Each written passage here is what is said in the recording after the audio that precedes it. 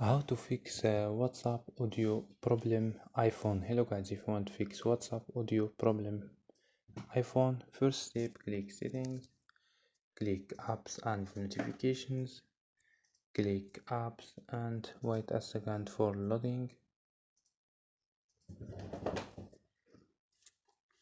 Scroll down for search your app WhatsApp or click here for search WhatsApp. Click for stop and click OK and go to storage and click clear cache. Just clear cache and don't forget to restart your phone. So don't forget like and subscribe. Bye.